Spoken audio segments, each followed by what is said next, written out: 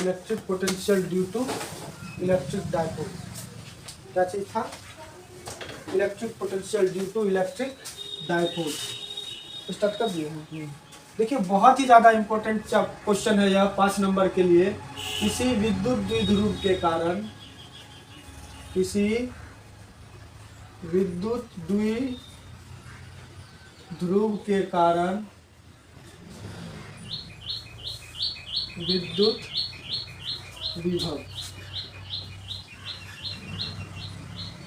ठीक है, किसी विद्युत द्विध्रुव के कारण विद्युत विभव। देखिए थोड़ा सा इक्वेशन बड़ा है, इसके लिए आप लोगों को थोड़ा सा माइंड को कंजर्व करके रखना होगा, ज़्यादा सोचना नहीं है, इजी में बनेगा। देखिए यह कोई एक इलेक्ट्रिक डायपोल क्या है, यह कोई एक इलेक्ट्रिक डायपोल है ये, और इलेक्ट्रिक डायपोल पर एक पर माइनस क्यू और एक पर कौन सा चार्ज होता है? Plus Q. क्योंकि इलेक्ट्रिक डायपोल किसको कहते हैं?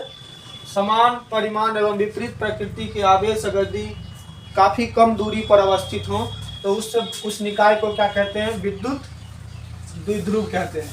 अब किसी पॉइंट पर इसके कारण विद्युत विभव, मान लीजिए यह पॉइंट है, यह कितना दूरी पर है? मिड पॉइंट से। मान लीजिए यह विद्युत द्विध्रुव का मिड पॉइंट है और इसकी लंबाई क्या होती है? 2L। क्या होता है? इसको हम लोग 2L या फिर 2A से, तो ये L हो जाएगा और ये भी L हो जाएगा। ये मिड पॉइंट O है और यह कितना दूरी पर स्थित है? R दूरी पर स्थित है। पॉइंट P क्या है? पॉइंट P R दूरी पर स्थित है और कितना एंगल के साथ झुका हुआ है? R, थीटा, मतलब थीटा डिग्री पर यह क्या है? झुका हुआ है। अब इसके कारण अगर यदि हम लोग निकालें विद्युत विभव, तो यहाँ पर माइनस क्यू के कारण और यहाँ पर प्लस क्यू के कारण, यहाँ माइनस क्यू पॉइंट चार्ज है, इसके कारण यहाँ पर विभव निकाल लेंगे और इसके कारण यहाँ पर विभव निकाल करके पॉइंट चार्ज के कारण, और दोनों को जोड़ देंगे तो यहाँ पर कुल विद्युत विभव निकल के चले आएगा। ठीक है, तो इस विद्युत विभव का व्यंजक क्या होगा, हमको सबसे पहले वो चीज जानना है। तो सबसे पहले देखते हैं, फिगर में और ज्यादा कुछ होगा लेकिन हम जब उस जगह पे जाएंगे तब हमें वो चीज होगा। तो यहाँ से यहाँ तक देखिए, यहाँ से यहाँ तक की दूरी क्या है? BP। ये यहाँ से A और यह B, तो यहाँ से यहाँ तक की दूरी R होता है ना, क्योंकि इसका फॉर्मूला क्या होता है? V बराबर Q/4πε0 इंटू R। क्या होता है? R होता है। अब यह अगर माइनस चार्ज होगा तो यहाँ पर क्या हो जाएगा? माइनस हो जाएगा। अगर प्लस होगा, सोर्स चार्ज प्लस होगा तो प्लस होगा और सोर्स चार्ज माइनस होगा तो माइनस होगा। ये विभव का फॉर्मूला होता है। और यहाँ से यहाँ तक की भी दूरी हो गई आपकी BP। अब देखिए, अब यहाँ पर हम लोग यहाँ पर देखेंगे BP और AP निकालेंगे। उससे पहले हम लोग को जो यहाँ पर कितना विद्युत विभव होगा इस पॉइंट P पर, वो निकाल करके हमको क्या करना है? जोड़ देना है, माइनस क्यू के कारण और प्लस क्यू के कारण। अब सबसे पहले देखते हैं, यदि माइनस क्यू का mode is equal two plus Q का मोड इज इक्वल टू क्या है? चार्ज, आवेश है। 2L क्या है? द्विध्रुव लंबाई, द्विध्रुव लंबाई। R क्या है? मिड पॉइंट O से P की दूरी, P के बीच की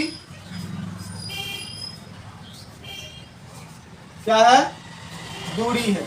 यही ना है रे? ये R क्या है? पॉइंट O तथा पॉइंट P के बीच की दूरी है। और थीटा क्या है बताइए तो? P और 2L के बीच की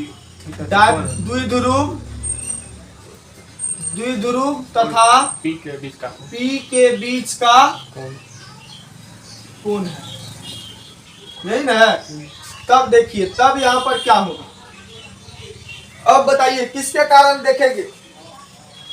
पॉइंट P पर किसके कारण देखेंगे? माइनस क्यू के कारण पॉइंट P पर विद्युत विभव। और तब पॉइंट P पर माइनस क्यू के कारण विद्युत विभव। देखिए क्या होगा? माइनस P के कारण पॉइंट पी पर माइनस क्यू के कारण तो क्या बन रहा है, भी ए है ना वो पॉइंट, तो यहाँ क्या होगा भी ए बराबर क्या बताए थे, पॉइंट माइनस सोर्स साल माइनस होगा तो माइनस लगेगा, तो minus q by 4 pi epsilon naught, दूरी क्या है क्यू आर होगा, एपी है, एपी में दूरी है रे, इसका तो एपी है, एपी है, और इसको क्या करेंगे इक्वेशन एक मान लेंगे। फिर देखिए पॉइंट पी पर प्लस क्यू के कारण विद्युत विभव क्या होगा, वीबी होगा, ये पॉइंट पी के कारण क्या होगा, पॉइंट पी पर वीबी, तो वीबी बराबर क्या होगा, प्लस क्यू होगा, क्योंकि सोर्स चार्ज क्या है plus q by 4 pi epsilon not into BP, है ना, plus q by 4 pi epsilon not into, इसको इक्वेशन 2। अब देखिए पॉइंट पी पर कुल विद्युत विभव क्या होगा, दोनों को जोड़ देंगे। अब पॉइंट पी पर कुल विद्युत विभव क्या होगा बाबू, V बराबर क्या होगा, वी ए जोड़ वी बी, तो यहाँ पर V बराबर क्या होगा बताइए तो, minus q by 4 pi epsilon not into AP plus q by 4 pi epsilon not BP. अब देखिए इसमें कॉमन क्या चीज है, क्यू बाय है, q by 4 pi epsilon not common आ गया, यहाँ क्या बचा माइनस 1 बटा एपी प्लस 1 बाय बीपी, तो बीपी को आगे कर सकते हैं, बी बराबर q by 4 pi epsilon not 1 बटा बीपी प्लस माइनस होगा ना, माइनस 1 बाय, इसको इक्वेशन 3 मान लिया। अब बीपी और एपी का मान हम इसमें पुट कर देंगे, क्या करेंगे, तो यही वैल्यू निकालना है, बीपी और ये बीपी और एपी यही ना दूरी है, तो ये दूरी निकालने के लिए हम लोग क्या करेंगे, यहाँ से एक लंब डाल देंगे, क्या करेंगे, इस पर एक लंब डालेंगे, क्या करेंगे एक लंब डालेंगे, और इसको क्या मेजर कर लेंगे एम, और इस पे भी एक लंब डालेंगे, एक लंब डाले, ठीक है, इसको मेजर करके एल, इसको मेजर क्या करेंगे एल, तो ये भी 90 डिग्री है, वो भी 90 डिग्री है, ये भी 90 डिग्री है। अब देखिए यदि डायपोल काफी छोटा हो, यदि डायपोल काफी छोटा हो तब एन पॉइंट हो पे तब जो होगा बीपी बराबर क्या होगा, एमपी के बराबर, क्योंकि जब छोटा होगा तो ये पॉइंट यहाँ चले जाएगा या ये पॉइंट यहाँ चले जाएगा, तो हम लोग क्या लिखेंगे, BP similar to OP, OP नहीं तो एमपी, ये किसके बराबर हो जाएगा, एमपी के बराबर हो जाएगा रे, हाँ ये किसके बराबर हो जाएगा, एमपी बराबर, और एमपी को क्या लिख सकते हैं बताइए तो, एमपी को 1/r लिख सकते हैं, एमपी को क्या लिख सकते हैं, आप ओपी घटा ओएम लिख सकते हैं, हाँ लिख सकते हैं एमपी को ओपी घटा ओएम लिख सकते हैं। तो अब देखिए ओ एम का दूरी हमको निकालना है, ओ एम का दूरी निकालेंगे तो ये थीटा है ना, तो हम लोग को ये दूरी निकालना है, तो ये लंब हो गया यह आधार और यह क्या हो गया कर्ण, तो हम लोग क्या लेंगे, ये निकालने के लिए cos थीटा लेंगे, तो cos थीटा, तब त्रिभुज किस में चलेंगे, तब अब त्रिभुज किस में, ये दिख रहा है, देखो 3 स्टेप आया, अब देखिए अब त्रिभुज किस में चलेंगे, बीएमओ में, बीएमओ में क्या होगा, cos थीटा बराबर क्या होता है, आधार बटा कर्ण, मतलब ओ एम बटा एल, क्योंकि ये दूरी क्या है एल है, तो यहाँ पर ओ एम बराबर क्या होगा, ओ एम बराबर एल cos थीटा, तब ये एमपी बराबर क्या होगा, एमपी या बीपी बराबर क्या होगा बताइए तो, तो यहाँ बीपी बराबर लिखेंगे क्या होगा, ओपी कितना है, ओपी कितना है, आर है ना, आर माइनस क्या होगा ओएम क्या निकला, एल cos थीटा, इसको इक्वेशन 4। बीपी का मान तो निकल गया। अब हम लोग को किसका मान निकालना है? ठीक है, अब निकालना है सर एपी का। अब एपी का मान निकालना है। एपी के लिए हम लोग को कहाँ जाना पड़ेगा? ये वाला त्रिभुज में यहाँ लंब है, तो हम लोग क्या करेंगे, यहाँ भी क्या हो, यदि डायपोल क्या हो, काफी छोटी, यदि डायपोल क्या हो, काफी, यदि डायपोल काफी छोटा होगा तो इस कंडीशन में जो होगा आपका एपी सिमिलर किसका हो जाएगा? एनपी का। किसका हो जाएगा? AP similar. जब ये छोटा होगा डायपोल तो ये यहाँ आ जाएगा, तो एनपी सिमिलर क्या होगा, सॉरी एपी सिमिलर एनपी का। तब हम लोग क्या लिखेंगे, एनपी बराबर क्या होगा, ओपी प्लस ओ एन होगा ना, ओपी प्लस ओ एन। अब देखिए फिर इसमें त्रिभुज में, इस त्रिभुज में चलेंगे, ये थीटा है तो ये भी क्या होगा, थीटा होगा। तो जब ये थीटा होगा तो यहाँ भी त्रिभुज ए ओ एन में, त्रिभुज ए ओ एन में कॉस थीटा बराबर क्या होगा, बताइए तो। cos थीटा बराबर क्या होगा, ए एन, नहीं कॉस थीटा बराबर क्या होगा, एन ओ बटा के, ओ एन बटा ओ एन ओ ए ओ ए ओ। क्या होगा, ओ एन बटा ओ एन बटा ओ ए ओ। तो यहाँ पर ओ एन क्या है, ओ एन, ओ एन हमको निकालना है, और ए ओ क्या है, एल है ना रे, ए ओ एल एन है, तो एल ओ एन बराबर क्या हो जाएगा, बताइए तो। ओ एन बराबर एल कॉस थीटा। तब देखिए, तब एपी बराबर क्या होगा, तब एपी बराबर क्या होगा, बताइए तो। ओपी कितना है, आर है ना, r plus l cos theta. इसको इक्वेशन 5। अब इक्वेशन 4 और 5 का मान कहाँ रख देंगे, एक में, 3 में, 3 में। अब देखिए, अब समीकरण 4 तथा 5 का मान कहाँ रखना है, इक्वेशन 3 में रखने पर रख दीजिए।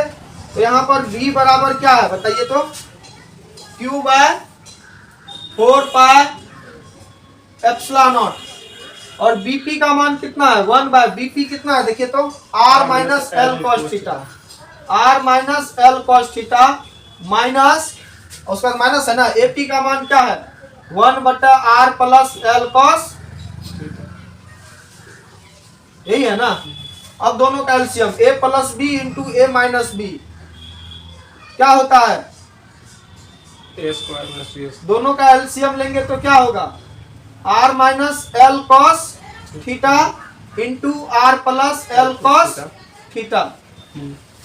और ये क्या होगा, माइनस वाला कट जाएगा, इधर क्या होगा, प्लस वाला, r plus l cos theta minus r minus l cos theta, यही होगा रे।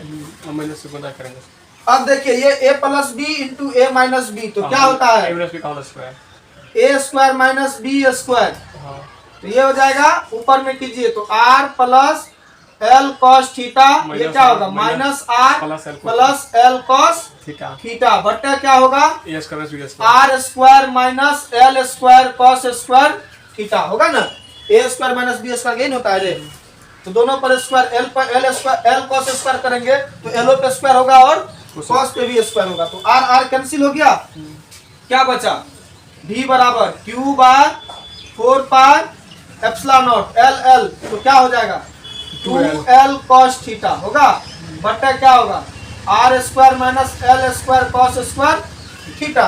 तो q इंटू 2l क्या होता है, डायपोल p, हाँ सॉरी p होता है, q into t, q into 2l बराबर होता है p कॉस थीटा बट्टा क्या हो जाएगा 4 pi epsilon naught r square minus l square cos square theta, यही होगा रे। हाँ, अब यहाँ लिख देंगे, चूंकि p बराबर q इंटू 2l होता है डायपोल मोमेंट, डायपोल मोमेंट। अब देखिए यहीं पर, अब यदि क्या कर दें, यदि l का से काफी बड़ा हो कौन, r, तब l square cos square theta को क्या करेंगे, इज इक्वल तुम लोग क्या ले लेंगे, जीरो, उसको नेगलेक्ट कर देंगे तो ये टर्म पूरा जीरो हो जाएगा।